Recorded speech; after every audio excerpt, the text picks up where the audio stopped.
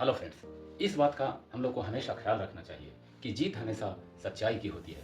सिर्फ साहस और धैर्य बनाए रखें। एक बार एक महिला के पास 4 प्यासे यात्री आकर पानी पिलाने का आग्रह करते हैं। वो महिला उन सभी प्यासे यात्रियों को पानी पिलाती है, क्योंकि प्यासे को पानी पिलाना पुण्य का कार्य होता है। इसी बीच उस महिला का पति उपस्थित होता है और उस पर गलत आरोप लगाकर उसकी शिकायत राजा से करता है।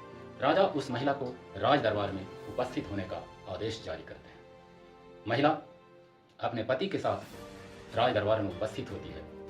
राजा पूछते हैं कि अपनी पूरी बात बताओ, तो वो महिला कहती है कि महाराज, मेरे पति के द्वारा लगाए गए आरोप बिल्कुल गलत है। मैंने यात्रियों से परिचय पूछा था कि आप कौन हो। तो पहला यात्री कहता है कि मैं एक यात्री हूँ। तो मैंने कहा कि यात्री इस संसार में सिर्फ 2 ही हैं, वो चंद्रमा और सूर्य हैं। आप तीसरे यात्री कौन हो।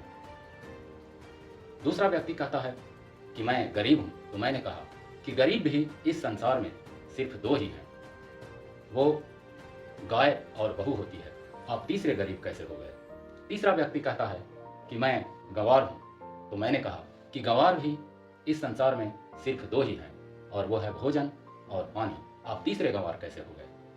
यह सुनकर चौथा व्यक्ति गुस्से में हो जाता है और कहता है कि मैं मूर्ख हूं। तो मैंने कहा कि मूर्ख भी इस संसार में सिर्फ 2 ही हैं, आप तीसरे मूर्ख कौन हो। इतना कहकर वो महिला चुप हो जाती है। राजा को भी चौथे प्रश्न का उत्तर मालूम नहीं था, इसलिए राजा ने उस महिला से चौथे प्रश्न का उत्तर भी पूछा। तो महिला कहती है कि महाराज, यदि मेरी गुस्ताखी माफ कर दी जाए तो मैं चौथे प्रश्न का उत्तर बता दूं। यह सुनकर राजा कहता है कि जाओ, तुम्हारी गुस्ताखी माफ कर दी जाएगी। तो महिला कहती है कि पहला मूर्ख मेरे पति हैं, जिन्होंने बिना कोई कारण जाने मुझे आपके पास उपस्थित होने के लिए मजबूर कर दिया।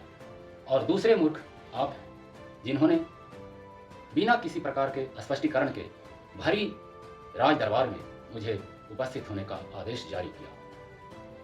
राजा उसके उत्तरों को सुनकर क्रोधित हो गया, किंतु सही उत्तरों को जानकर राजा पुनः सामान्य हो जाता है और उस महिला को पुरस्कृत करते हुए सम्मानपूर्वक घर भिजवा देता है।